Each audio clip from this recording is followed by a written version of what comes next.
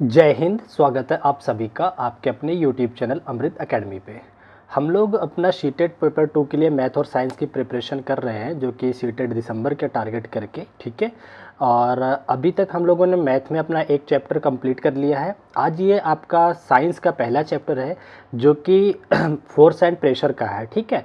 और जो लोग चैनल पे नए हैं उनके लिए मैं बता देना चाहता हूँ, आपके इस चैनल अमृत एकेडमी ऑफिशियल यूट्यूब चैनल पे हम लोग हर तरीके के टीचिंग एग्ज़ाम्स की प्रिपरेशन करते हैं, ठीक है। तो आज ये आज अपनी कॉन्सेप्ट की वीडियो होगी और कुछ एनसीईआरटी के जो इंपॉर्टेंट क्वेश्चन हैं उनको मैं डिस्कस करूंगा। एक बार मैं स्लाइड सारी दिखा देता हूं। देखिए आज क्या क्या हम लोग करने वाले हैं। ये रहा आपका, एक सेकंड मैं इसको थोड़ा सा आप लोगों को दिखा देता हूं। हाँ, ये देखिए कुछ डेफिनेशंस वगैरह जो बेसिक कॉन्सेप्ट हैं उनके बारे में, फोर्स का क्या इफ़ेक्ट है, डेंसिटी के बारे में, फिर हम लोग थोड़ा सा इसके क्या क्या टाइप्स होते हैं उनके बारे में पढ़ेंगे, और उसके बाद प्रेशर के बारे में पढ़ेंगे, और कुछ उसके बाद देखिए ये कुछ एनसीईआरटी के एग्जांपल्स हैं वो करेंगे, ठीक है। बाद में जो इसका जो सेकंड पार्ट आएगा उसमें हम लोग प्रीवियस ईयर क्वेश्चन को डिस्कस करेंगे, ठीक है। तो चलिए बिना टाइम वेस्ट किए आज की क्लास को हम लोग स्टार्ट करते हैं। सबसे पहले हम लोग बेसिक चीज़ें जानते हैं। बल क्या होता है, मतलब हिंदी में भी बताऊंगा और इंग्लिश में। बल मतलब फोर्स, ठीक है। फोर्स क्या होता है, इसकी अगर डेफिनेशन की बात करें, ठीक है ना। जैसे मान लो दुनिया की कोई सी भी चीज़ है, वो किसी भी अवस्था में है, चाहे वो मोशन की अवस्था में हो, चाहे वो स्टेट रेस्ट की अवस्था में हो, ठीक है ना। जैसे ये पेन है, चाहे ये ऐसे खड़ी हो, ठीक है ना, या फिर ये इसको मूव कराता रहूं, ठीक है। तो अगर इनके स्टेज में, मतलब इनकी अवस्था में मैं कुछ भी परिवर्तन चाहता हूं, तो जिस बाह्य कारक का इस्तेमाल मैं करूंगा, जो क्रिया मैं अप्लाई करूंगा इसके अवस्था में परिवर्तन के लिए, वो क्रिया का नाम ही होता है क्या, बल होता है, ठीक है ना।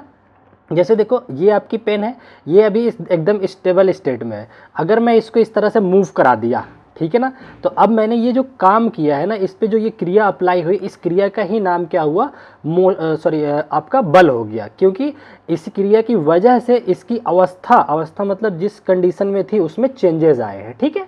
आई होप समझ गए होंगे। अगर मैं हिंदी में इसकी डेफिनेशन यहाँ पे मैंने लिखा है, ये आप लोग देख लो। कह रहा है बल वह बाह्य अभिक्रिया को कहते हैं जो वस्तु की विराम अवस्था, विराम का मतलब होता है रेस्ट की कंडीशन में, ठीक है, अवस्था, या एक समान गति की अवस्था में परिवर्तन कर दे, ठीक है ना। जैसे इस तरह से जा रही है, मैंने इधर से रोक लिया, ठीक है ना, तो बल लगा हमारा, तो रोक ले, इसकी एक समान गति में परिवर्तन कर दे। तो या फिर करने का प्रयत्न भी करे। जैसे क्या होता है, जैसे मान लो कोई दीवार है, ठीक है ना, अगर हम उस पर इस तरह से धक्का लगा रहे हैं तो उसकी कंडीशन तो हम लोग चेंज नहीं कर पाए, उसकी अवस्था परिवर्तित नहीं कर पाए हैं, उसको गिरा नहीं पाए हैं, लेकिन फिर भी हम बल तो लगा रहे हैं ना। प्रयत्न करना भी फोर्स कहलाता है, ठीक है ना। तो यहाँ तक आई थिंक डेफिनेशन समझ गए होंगे आप लोग, ये क्या कहलाता है, आपका फोर्स कहलाता है। और देखो क्या होता है, फोर्स क्या होता है, एक ये पुलिंग हो सकता है या पुशिंग हो सकता है। जैसे मान लो इस तरह से डेफिनेशन, अगर ये ब्लॉक है, आप इसको क्या कर सकते हो, आप फोर्स लगा करके अपनी तरफ खींच भी सकते हो। जैसे आप देखते होंगे कुछ चीज़ें हम खींच के निकालते हैं, जैसे कुएं से पानी खींच के निकाला जाता है, ठीक है। और एक फोर्स लगता है पुशिंग का। ये पुश का मतलब होता है धक्का दे करके, अगर किसी चीज़ पे अप्लाई कर रहे हो ऑब्जेक्ट पे, तो वो पुशिंग फोर्स कहलाता है आपका, ठीक है। तो ये दो तरीके के फोर्स हो सकते हैं, आपका पुलिंग हो सकता है, आपका पुशिंग हो सकता है, ठीक है। यहाँ तक किसी को कोई डाउट नहीं। हिंदी में बोले तो खिंचाव बल होता है, एक धकेलना बोलते हैं उसको, ठीक है। और एक चीज़ जो इसमें इंपॉर्टेंट होगा, मैं जो बोलूँगा उसको आप लोग नोट भी कर सकते हैं। बल कैसी राशि है, एक सदिश राशि है, ठीक है ना। सदिश का मतलब होता है इसकी दिशा निर्धारित होती है। जैसे मैं अगर ये है तो मैं इस दिशा में बल लगा रहा हूँ, तो ये बल जो है एक डायरेक्शनल है, ठीक है ना, वेक्टर क्वांटिटी है, सदिश राशि है, ठीक है।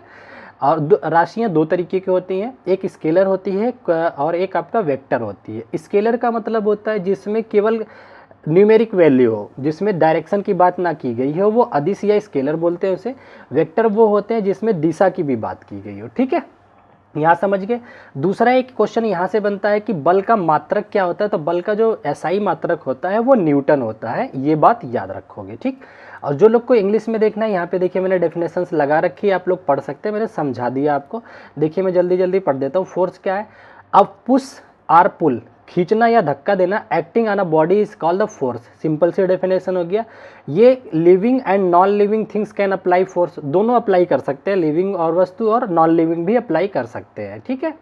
आगे क्या दे रखा है, to apply a force on an object interacts between object source of force is necessary. अब देखिए किसी ऑब्जेक्ट पे फोर्स लगाने के लिए ऑब्जेक्ट में और जिस वस्तु जिसकी वजह से आप फोर्स लगा रहे हो इंटरेक्शन होना बहुत ज़रूरी होता है। ये मैं अभी आप लोगों को टाइप ऑफ फोर्स में बताऊंगा, ठीक है ना। चलो अब देखिए फोर्स का कुछ अगर एग्जाम्पल देखना चाहो तो ये आप लोग देख सकते हैं। देखो एग्जाम्पल दे रखा है, टूकी का ball, we need to push it to pick the अच्छा book, we need to pull it. तो ये बहुत सारे चीज़ें हैं कि कैसे, जैसे मान लो अगर हमें दरवाज़ा खोलना होता है तो हम पुश करते हैं। तो ये छोटी छोटी चीज़ें हैं, आई होप आप लोग समझ पाए होंगे, ठीक है। अच्छा अब इसी में मैं आप लोगों को एक चीज़ बता देता हूँ, बैलेंस फोर्स और अनबैलेंस फोर्स क्या होते हैं, ठीक है ना। हिंदी में बोले तो संतुलित बल और असंतुलित बल क्या होते हैं। देखो अब मैं आप लोगों को सिखाता हूँ। जैसे मान लो ये बक्सा रखा हुआ है, बॉक्स तो समझते हैं आप लोग, ये एक बॉक्स रखा हुआ है, ठीक है ना। अब दो दोस्त हैं, एक इधर है, ठीक है ना, एक इधर है थोड़ा सा बलवान टाइप का, और एक बलवान टाइप दोस्त इधर है, दो दोस्त हैं, ठीक है ना। अब दोनों ने क्या किया, इस बक्से पे फोर्स लगाना शुरू किया, ठीक है ना। ये भी इस बक्से पे धक्का लगा रहा है इधर से, और ये इस बक्से पे धक्का लगा रहा है इधर से, ठीक है। एक कंडीशन अगर मान लो ऐसी आ गई कि ये 10 न्यूटन का बल इस ऑब्जेक्ट पे लगाया और उसने भी 10 न्यूटन का बल लगाया, तो अब मुझे बताओ अगर मैं दोनों हाथों से इधर से भी 10 न्यूटन लगाऊं, इधर से भी 10 न्यूटन लगाऊं, तो क्या लगता है कि आपको क्या लगता है कि ये ऑब्जेक्ट या मेरे हाथ कहीं मूव करेंगे? नहीं करेंगे, बिल्कुल बैलेंस यहीं सेट हो जाएंगे, ठीक है ना। तो यही होता है बैलेंस फोर्स। जब बैलेंस फोर्स हमेशा एक दूसरे के अपोजिट लगते हैं, ये बात याद रखना। बैलेंस फोर्स क्या लगते हैं? एक दूसरे की डायरेक्शन के विपरीत लगते हैं, ठीक है। और ये बराबर मात्रा, इनकी जो यूनिट होती है वो बराबर मात्रा में होती है, 10-10 हो सकते हैं, 5-5 हो सकते हैं, ठीक है ना। इस कंडीशन में ऑब्जेक्ट जो होता है किधर भी मूव नहीं करता। हाँ लेकिन एक चीज होता है, अगर फोर्स बहुत ज़्यादा होता है तो ऑब्जेक्ट की जो शेप है वो चेंज हो सकती है। पता चले मान लो आपके पास एक बॉल है, दो बालक हैं, दोनों जान लगा के आप दबा रहे हो तो बॉल ही पिचका दोगे आप, तो शेप चेंज कर सकते हैं, ठीक है। तो आई होप संतुलित बल बोलते हैं इसे, ठीक है ना। और क्वेश्चन पूछ लेता है संतुलित बल का दिशा क्या होती है, तो एक दूसरे के विपरीत होती है जो लगाते हैं, ठीक। अब वहीं आ जाता है आपका असंतुलित बल, ठीक है ना। असंतुलित बल जस्ट इसका अपोजिट होता है। वो क्या होता है मैं बता दूं, अगर मान लो इधर वाला बल जो लगाया ये 10 न्यूटन का लगाता है, इधर वाला बच्चा जो लगाता है थोड़ा कम खाया पिया है, दुबला है, ठीक है ना, इसने 5 न्यूटन का बल लगाया। अब मुझे बताओ क्या होगा, बल जिधर से ज्यादा लगेगा उसके अपोजिट डायरेक्शन में वस्तु खिसक जाएगी, ये ऑब्जेक्ट किधर खिसक के चला जाएगा, इधर। तो एक तरफ बल ज्यादा हो एक तरफ कम हो, तो ऐसी कंडीशन में जो बल का स्टेबिलिटी होती है वो फिक्स नहीं होती, तो इसे बोलते हैं अनबैलेंस फोर्स, ठीक है ना। या हिंदी में बोलते हैं असंतुलित बल, असंतुलित बल, ठीक है ना। चलो आई होप ये समझ गए होंगे संतुलित बल क्या होता है, असंतुलित बल क्या होता है, यहाँ तक किसी को कोई डाउट नहीं है। आगे बढ़ते हैं, थोड़ा सा और आगे बढ़ते हैं हम लोग, ठीक है ना। अब देखते हैं कि बल तो हम लगा रहे हैं किसी भी ऑब्जेक्ट पे, ठीक है ना, तो इसका इफेक्ट क्या पड़ता है, ठीक है, प्रभाव। यहाँ पे मैं लिख देता हूँ, बल का इफेक्ट ऑफ फोर्स का मतलब प्रभाव, बल का प्रभाव क्या पड़ता है। अब मुझे बताओ अगर कोई ये ऑब्जेक्ट है, आप इस पे फोर्स लगा रहे हो, फोर्स अप्लाई कर रहे हो ना, देखो इधर से फोर्स अप्लाई कर रहे हो, तो इस पे क्या क्या प्रभाव पड़ सकता है उसके बारे में बात कर रहा है, ठीक है ना। 2-3 तरीके के प्रभाव पड़ सकते हैं। पहला प्रभाव कि इसकी स्थिति में परिवर्तन आ सकता है। स्थिति मतलब मान लो अगर ये बॉक्स रखा हुआ है, जैसे मेरे सामने मेरा लैपटॉप रखा हुआ है, अगर मैं इसको धक्का देता हूँ तो इसकी जो स्थिति है वो चेंज हो जाएगी। अभी स्टेबल स्टेट में है, ये मोशन में चला जाएगा, ठीक है ना, ये स्थिति चेंज कर सकता है। तो बल पहला क्या प्रभाव डाल सकता है, वस्तु की स्थायित्व को, मतलब वस्तु की स्थिति को चेंज कर सकता है। पहला प्रभाव ये हो गया। दूसरा प्रभाव क्या कर सकता है, अगर कोई वस्तु मान लो मोशन में है, ये चली आ रही है, ठीक है ना, तो इसे बल लगा के रोका भी जा सकता है, ठीक है ना। बचपन में आप लोग देखे होंगे साइकिल लेके आ रहा है तो आप दोस्त की साइकिल ऐसे हाथ लगा के रोक देते थे, तो आप उसके मोशन को भी रोक सकते हो, ये प्रभाव डाल सकते हो। तीसरा प्रभाव आप क्या डाल सकते हो, इसके शेप को ही चेंज कर सकते हो। मान लो कोई बॉक्स है, ये नीचे जमीन पे गड़ा हुआ है, तो आप फोर्स लगा रहे हो, नीचे से नहीं खिसकेगा अगर, तो ऊपर से टूट करके आगे निकल जाएगा, तो उसका शेप जो है चेंज हो जाता है, ठीक है ना। तो आप पिचका सकते हो, तो ये इसके शेप में भी चेंजेस ला सकते हो। तो क्या क्या प्रभाव डाल सकता है वो आप आई थिंक समझ गए होंगे। फोर्स का प्रभाव कैसे पड़ता है, यहाँ पे मैंने कुछ प्रभाव लिख रखे हैं, जिनको पढ़ना है वो चीज़ें यहाँ से भी आप लोग पढ़ सकते हैं, ठीक है ना। देखो कह रहा है force can change the state of motion, motion की स्थिति को परिवर्तित कर सकता है, ठीक है ना। क्या क्या चेंजेस ला सकता है मोशन में, कोई चीज़ रेस्ट में, when an object is not moving.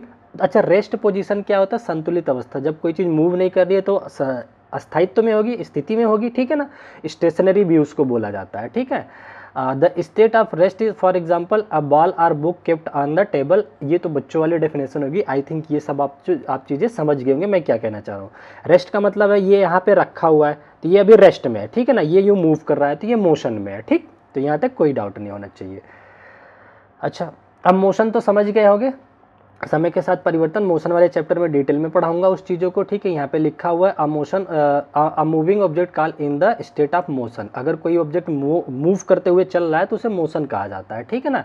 जैसे कार चल रही है, मोटरसाइकिल चल रही है, ये सब चीज़ें। अब क्या कह रहे हैं आगे, क्या कह रहा है टॉपिक में, a force can move a stationary object, a force can speed up. अच्छा देखो, फोर्स और क्या कर सकता है, मान लो कोई गाड़ी चल रही है, कोई चीज़ ऐसे धीरे धीरे जा रहा है, आप उस पर फोर्स लगा के और उसकी स्पीड को और बढ़ा भी सकते हो, अपोजिट डायरेक्शन में फोर्स लगा के उसको और घटा भी सकते हो, और ज़्यादा फोर्स लगा करके उसके मोशन को रोक भी सकते हो, ठीक है ना। तो सिंपल सी बात है कि जो फोर्स होता है, जो बल होता है, वो वस्तु की स्थिति, चाहे वो मोशन के हो चाहे रेस्ट के हो, उनके में अंदर क्या ला सकता है, परिवर्तन ला सकता है, ठीक है ना। अब मैं यहाँ पे कुछ चेंजेस दिखा देता हूँ आपको। देखो, force can change the shape of an object, मैंने कहा था ना शेप चेंज कर सकता है। जैसे आप लोग खुद कभी कभी स्प्रिंग से खेले होंगे बचपन में, स्प्रिंग को कभी हम खींच देते हैं बल लगा करके, कभी उसको समेट देते हैं। तो यहाँ पे देखो इसकी लंबाई के अगेंस्ट आपने क्या किया, शेप चेंज कर दिया। ये मिट्टी गीली मिट्टी होगा, कभी आप उसको बॉल बना लेते, कभी पिचका के रोटी जैसा बना लेते हैं। तो यहाँ पे फोर्स लगाया तभी तो ये पॉसिबल हुआ। अब प्लास्टिक की वो स्टील वाले जो नहीं आती बोतल जो कोक पीते हैं, उस पर आपने हथौड़ा मार के पिचका दिया, ये कर दिया, आप ये देखो फोर्स लगा करके इसकी शेप को चेंज कर दिया। तो ये कई सारे एग्जांपल्स हैं जो आप कह सकते हो कि फोर्स लगाने की वजह से चेंज हो जाते हैं, ठीक है। ये बात हो गई। इतनी चीज़ें आई होप चीज़ें क्लियर हो। देखो इसमें हमें ना छोटी छोटी चीज़ें समझना है। मेन हमारा है क्वेश्चन कैसे सॉल्व करेंगे, अभी आगे क्वेश्चन है उसमें कैसे अप्लाई करेंगे, वो चीज़ें हैं। ये छोटा छोटा एक एक लाइन बस लिख लो। हाँ, ये पूछता है, ये क्वेश्चन पूछता है, ये टाइप ऑफ फोर्स पूछता है आपसे कि कितने फोर्स के टाइप बताओगे, तो आप दो टाइप बताओगे, एक कॉन्टैक्ट फोर्स होता है, एक नॉन कॉन्टैक्ट। अब कॉन्टैक्ट क्या होता है, इसको बोलते हैं संपर्की बल। संपर्की, देखो अगर हिंदी सही ना हो तो माफ़ करना, संपर्की बल बोलते हैं इसे। एक होता है असंपर्की बल, असंपर्क बल या असंपर्की संपर्क बल, ठीक है ना। अब देखो, अब इनके हिंदी में लिखने से इनके वर्ड से ही समझ में आ रहा है क्या होते हैं। देखो, कॉन्टैक्ट फोर्स ये संपर्की बल वो बल होते हैं जिन्हें अप्लाई करने के लिए हमें वस्तु को टच करना जरूरी है, ठीक है ना। अगर मान लो किसी के गाल पे चांटे लगाने हैं तो टच होना जरूरी है, ये फोर्स अगर लगाना तो ये कॉन्टैक्ट फोर्स हो गया। अब आई थिंक समझ गए होंगे, किसी वस्तु पे अगर हम टच करके फोर्स लगा रहे हैं तो वो हमारा कौन सा फोर्स होता है, बताओ, कॉन्टैक्ट फोर्स या संपर्की बल कहा जाता है। और नॉन कॉन्टैक्टिंग फोर्स की अगर बात करें, मान लो जादू अगर आपके पास दूर से ही धक्का दे दिए तो वो नॉन कॉन्टैक्टिंग होता है, ये मजाक की उसमें है, पर अभी मैं एग्जांपल्स देता हूँ आपको। देखो, संपर्क बल में अगर मैं बात करूँ तो कौन से बल आएंगे आपके एग्जाम्पल के लिए, मस्कुलर फोर्स। मस्कुलर फोर्स का मतलब होता है जो फोर्स हम अपनी बॉडी से लगाते हैं। जैसे मान लो अगर मैं इस पेन को लिया हूँ, पेन को मैं चाह रहा हूँ इधर से उधर घुमाना, तो इसको टच करके ही पॉसिबल है। तो ये हमारी मसल्स के द्वारा इस पे लगाया गया फोर्स है ना। हम जिम में जाके डंबल उठाते हैं तो मस्कुलर फोर्स होता है, जिसमें हमारी मांसपेशियाँ थकती हैं, वो मस्कुलर फोर्स होता है। तो आप कोई से भी अपनी बॉडी से कोई भी काम करेंगे तो आपको उस वस्तु को टच करना पड़ेगा, ठीक है ना। तो इस तरह के जो फोर्स अप्लाई होते हैं उन्हें हम बोलते हैं कॉन्टैक्ट फोर्स। दूसरा कॉन्टैक्ट फोर्स का एग्जांपल क्या होता है, फ्रिक्शन।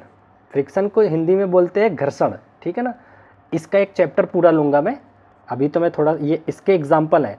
क्वेश्चन पूछता है फ्रिक्शन किस टाइप का बल है, ऑप्शन दे देगा, contact force, non contact force, या फिर हिंदी में लिखा रहेगा आपको संपर्की बल या असंपर्की बल। तो आप क्या लगाओगे कि फ्रिक्शन जो है संपर्क में आता है तभी लगता है, ठीक है। जैसे ये मेरा हाथ है, अब मैं इस पर चाहता हूँ फ्रिक्शन लग रहा है कि नहीं, इस पर रगड़ो, तो हमारे मोशन के विपरीत लगता है। फ्रिक्शन का थोड़ा सा मैं बता दूँ, ये हमेशा वस्तु की सतह के विपरीत लगता है। अगर ये वस्तु है, ठीक है ना, इसके अगर मैं वस्तु को इधर से इधर मूव करा रहा हूँ तो फ्रिक्शन अपोजिट बिल्कुल लगेगा, वस्तु के मोशन के विपरीत लगता है, ठीक है ना। तो ये घर्षण हो गया। घर्षण पूरा पढ़ाऊंगा, कई तरह के घर्षण होता है, लोटनी घर्षण, सर्पी घर्षण, ये सब चीज़ें घर्षण वाले चैप्टर में पढ़ाऊंगा।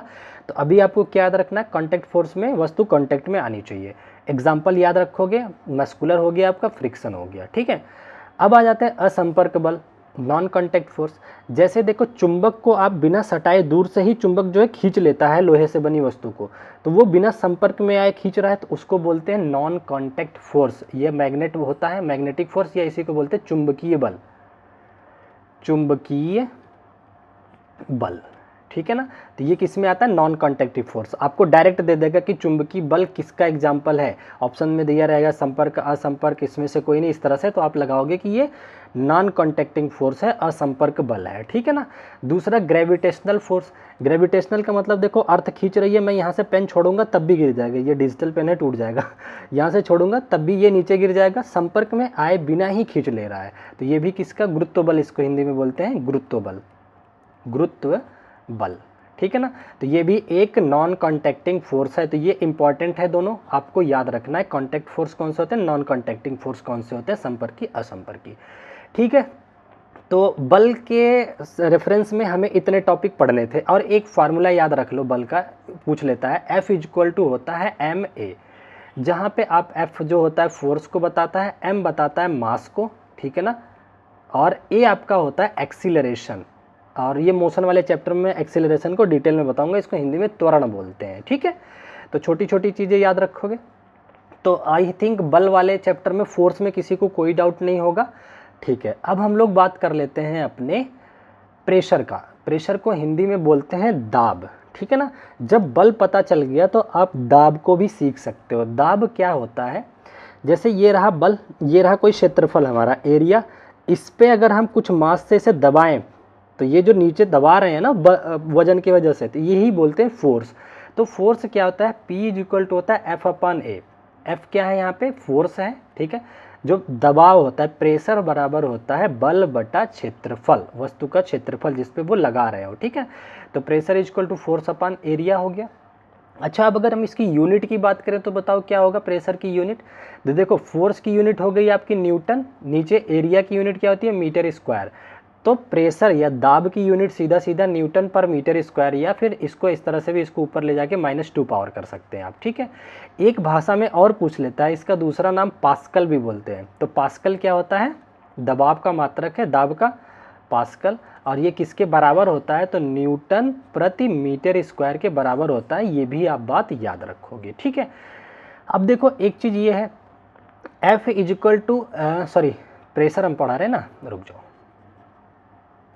अगर प्रेशर होता है बल बटा एरिया, क्षेत्रफल, तो अगर बल जो है कांस्टेंट हो जाए, जो बल लग रहा है कांस्टेंट हो जाए, तो प्रेशर जो होता है ये डायरेक्टली इन्वर्सली प्रोपोर्शनल हो जाता है 1/एरिया के।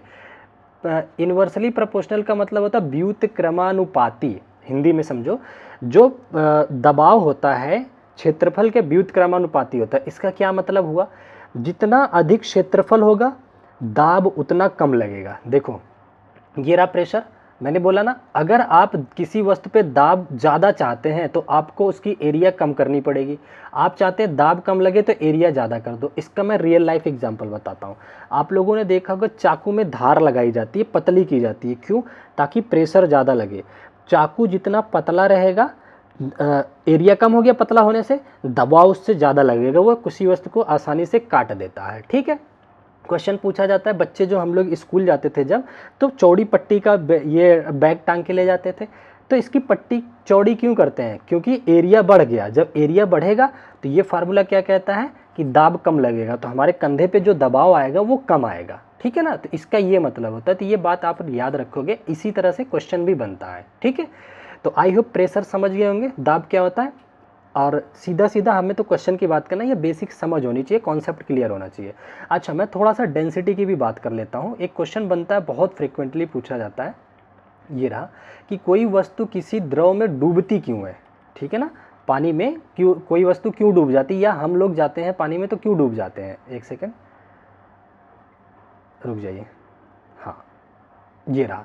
तो डेंसिटी का कॉन्सेप्ट होता है, डेंसिटी का मतलब होता है घनत्व हिंदी में। डेंसिटी का मतलब होता है कोई ऑब्जेक्ट में जो मटेरियल है जिससे वो बना है कितना ठूस ठूस के भरा हुआ है। जैसे ये पेन है, इसमें इसके जो कण है छोटे छोटे कितना ठूस के भरे हुए हैं, वही इसकी डेंसिटी बोली जाएगी, घनत्व बोला जाएगा, ठीक है ना। तो घनत्व जो होता है मास अपान वॉल्यूम होता है, तो मास अपान वॉल्यूम हो गया, ये घनत्व हो गया। अब जो मेजर क्वेश्चन यहाँ से बनता है वो मैं बताता हूँ कि कोई वस्तु किसी द्रव में डूबेगी या तैरेगी ही, इसके पीछे क्या लॉजिक होता है, यहाँ से क्वेश्चन बनता है। अब मैं प्रीवियस ईयर क्वेश्चन कल के वीडियो में लूँगा तो आपको सारी चीज़ें बताऊँगा जो पार्ट 2 आएगा, ठीक है। तो देखो डेंसिटी क्या होता है, अगर ऑब्जेक्ट की डेंसिटी मान लो, सुनो मैं अच्छे से समझाता हूँ, एक सेकेंड। ये रहा एक आपके पास पानी का कैनाल, इसमें पानी भरा हुआ है, ठीक है। मान लिया इसकी डेंसिटी दे रखा है 1.5, ठीक है ना, मीटर क्यूब सेंटीमीटर क्यूब जो भी है, ये 1.5 है, मतलब डेंसिटी 1.5 दे रखी है, ठीक है ना। अब देखो अगर मैं एक कोई बॉल ले लिया ये, और इसकी डेंसिटी केवल 1 है, 1 सेंटीमीटर क्यूब है, तो अब ये पूछोगा अगर इसको मैं पानी में डालूंगा तो ये डूबेगी या तैरेगी, ये क्या कैसे पता चलेगा। तो कहता है अगर जो वस्तु है आपके हाथ में उसकी डेंसिटी द्रव की डेंसिटी से कम है तो डूब जाएगी। ये तो 1 है, ठीक है, ये 1 है, पर इसकी डेंसिटी पानी की डेंसिटी 1.5 है, तो बताओ पानी की डेंसिटी ज़्यादा है वस्तु की डेंसिटी से, तो वस्तु क्या होगी, डूब जाएगी। तो ये डूबने की कंडीशन होती है। यहाँ पे मैंने लिखा है डेंसिटी ऑफ ऑब्जेक्ट अगर कम है, लेस देन है डेंसिटी ऑफ लिक्विड से, तो वस्तु, एक सेकंड मैंने उल्टा बता दिया क्या, डेंसिटी ऑफ ऑब्जेक्ट अगर कम है, ठीक है ना, हल्का है, ठीक है, तो ये तैरेगा, ठीक है। Sorry for my words. देखो मैं एक बार फिर से समझा देता हूँ। जैसे मान लो पानी है, ठीक है, पानी है और इसकी डेंसिटी मान लो 2 है या 1.5 है, मान लिया 1.5 माना हुआ है। अब ऑब्जेक्ट हमारा 1 डेंसिटी का है, तो ये हल्का हो गया। अब जो हल्का होता है वो वस्तु तैरती है, तो ऐसे याद रखो, डेंसिटी कम मतलब हल्का तो वो तैरेगी, डेंसिटी ज़्यादा हो गई द्रव की तो भारी, तो वो डूब जाएगी। तो यहाँ मैंने लिख रखा है, देखिए डेंसिटी अगर ऑब्जेक्ट की ज़्यादा है तो वो क्या करेगी, डूबने की कंडीशन होती है। तो ये क्वेश्चन ऐसे पूछता है, क्वेश्चन कैसे आएगा वो मैं बताता हूँ। कह देगा पारा है जिसकी डेंसिटी दे रखा है 2.5, ठीक है, और एक कांच है जिसकी डेंसिटी दे रखा है आपको 3.5, पूछ लेगा कि कौन किसके ऊपर तैरेगा, ठीक है ना। तो इस तरह से क्वेश्चन बनता है। तो पूछ लेगा जो कांच है आपका वो पारे में तैरेगा नहीं तैरेगा, ये डेंसिटी, अगर डेंसिटी कम तो तैरेगा, डेंसिटी ज़्यादा तो नहीं तैरेगा, ठीक है ना। यहाँ तक कोई डाउट नहीं होना चाहिए। आई होप चीज़ें सबको क्लियर हो गई होंगी। कोई भी डाउट होता है तो आप लोग कमेंट करके पूछ सकते हैं। और एक काम किया करो, आप लोग कमेंट जरूर किया करो, टाइम नहीं मिलता कोई बात नहीं, एक इमोजी ही कोई टाइप कर दिया करो, हार्ट ही टाइप कर दिया करो, थोड़ा सा अच्छा लगता है, मोटिवेशन मिलता है, पढ़ाने का और अच्छे से मन करता है, ठीक है। तो यहाँ तक आई थिंक किसी को कोई डाउट नहीं होगा। अब हम लोग आ जाते हैं अपने क्वेश्चन पे, और क्वेश्चन से पहले एक बार मैं रिवीजन करा दूं। बल क्या होता है, बल के प्रकार समझ गए, contact force, non contact force, या फिर संपर्की असंपर्की। संपर्की वो होते हैं जिनको टच करके लगाया जाता है, असंपर्की बिना टच के, जैसे चुंबक का बल हो गया आपका, या फिर आपका ग्रेविटी का बल हो गया, इस तरह से होता है, ठीक है ना। तो चलो अब हम लोग क्या करते हैं, कुछ क्वेश्चंस पे बात कर लेते हैं ताकि आपका कॉन्सेप्ट थोड़ा और स्ट्रांग हो जाए। पहला क्वेश्चन आपके सामने है, कह रहा घर्षण के संबंध में निम्नलिखित कथनों की सत्यता का मूल्यांकन करें। वैसे फ्रिक्शन अभी पढ़ाया नहीं है, फ्रिक्शन और डिटेल में पढ़ाऊंगा, पर छोटे से यहाँ से समझ सकते हो। तो बताइए, कह रहा है घर्षण सदैव वस्तु की गति का विरोध करता है। बिल्कुल सही बात है, घर्षण जो होता है वस्तु की गति का विरोध करता है, ये सही बात है। कह रहा है घर्षण गति की ही दिशा में कार्य करता है, नहीं विपरीत दिशा में कार्य करता है। अभी मैंने समझाया था ऐसे करके ना, तो विपरीत दिशा में कार्य करता है।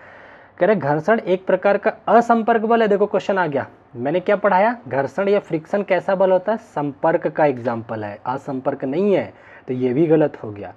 चौथा क्या कह रहा है, घर्षण संपर्क में सतहों की प्रकृति पर निर्भर करता है। बिल्कुल, अगर सतह खुरदुरी है तो घर्षण ज़्यादा होगा, सतह प्लेन है, चिकना है, तेल गिरा हुआ है तो घर्षण कम होगा। आप देखते होंगे जहाँ पे बारिश के मौसम में जहाँ चिकनाहट हो जाती है वहाँ बच्चा फिसल जाते हैं, ठीक है ना।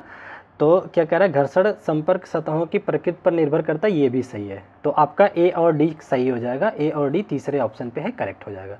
ये जो आपके एग्जाम्पल है NCERT से लिया हुआ है मैंने, ठीक है। अभी PYQ का दूसरा पार्ट ले आऊँगा। चलो आगे बढ़ते हैं, एक आधी और क्वेश्चन ले लेते हैं। ये देखो क्या कह रहा है, कह रहा है जूतों में रबर के तलवों के उपयोग का मुख्य कारण क्या है। जूते में जो रबड़ के तलवे लगे होते हैं, क्यों लगे होते हैं भाई, वो पूछ रहा है। कह रहा है वे पानी में प्रवेश को रोकते हैं, ऐसा कुछ नहीं है। वे चलते समय शोर कम करें, ऐसा भी कोई बात नहीं है। वे सतहों पर बेहद पकड़ प्रदान करते हैं, ये बिल्कुल सही है। कहते हैं ना कि चप्पल घिस गया है, घिस जाता है तो स्लिप कर जाते हैं हम लोग, घर्षण कम हो जाता है, ठीक है ना। तो इसीलिए उस पर नीचे जूतों में रबड़ लगाते हैं ताकि चपक के चले, ठीक है। तो ये तीसरा ऑप्शन आपका करेक्ट हो जाएगा। आगे बढ़ते हैं और एक आधी क्वेश्चन ले लेते हैं। अच्छा देखो ये क्या कह रहा है, लुढ़कती गेंद अंततः समतल सतह पर रुक जाती है, अभिकथन है, ठीक है, अच्छी बात है। गेंद को लुढ़काओगे तो एक स्थान पे जाते जाते कहीं ना कहीं रुकी जाती है। कारण क्या दे रखा है, घर्षण बल गेंद की गति की दिशा में कार्य करता है, ये गलत दे दिया है। घर्षण बल गेंद अगर उधर जा रहा है तो उल्टा लगता है, ठीक है, तो ये गलत हो गया। तो कथन सही सत्य है, लेकिन इसका जो कारण है, रीजन है, वो फॉल्स है, गलत है। देखिए ये दोनों सत्य दोनों गलत, ए सत्य है लेकिन आर असत्य, यही आपका करेक्ट आंसर हो जाएगा, थर्ड ऑप्शन, ठीक है ना। ये सारे एनसीईआरटी एग्जाम्पलर के क्वेश्चन है। अब देखिए ये छोटे छोटे से क्वेश्चन है। कह रहा है कुएं से पानी निकालने के लिए हमें रस्सी को खींचना पड़ता है, रस्सी खींचते हैं, खींचना पड़ता है, यहाँ खिंचावा जाए, खींचना पड़ता है। इसके अलावा भरी हुई गाड़ी को आगे बढ़ाने के लिए धकेलना पड़ता है। तो ये ऑप्शन देख लीजिए, खींचना और धकेलना सेकंड ऑप्शन हो गया, बहुत बच्चों वाला क्वेश्चन है, ठीक है ना। ये 8वीं के एनसीईआरटी में है ये टॉपिक। आगे क्या कह रहा है, निम्नलिखित कथनों की सत्यता का मूल्यांकन करें। कह रहे घर्षण गति को सुगम भी बना सकता है और बाधा भी डाल सकता है, बिल्कुल सही है। घर्षण जो है हमें चलने के लिए, घर्षण हमारी हेल्प करता है। घर्षण अगर नहीं रहता तो हम पैर से पीछे धक्का मार के आगे नहीं जा पाते, ठीक है ना। तो ये तो सही है S1। कह रहा है घर्षण बल संपर्क में सतहों की प्रकृति से स्वतंत्र है, नहीं परतंत्र है।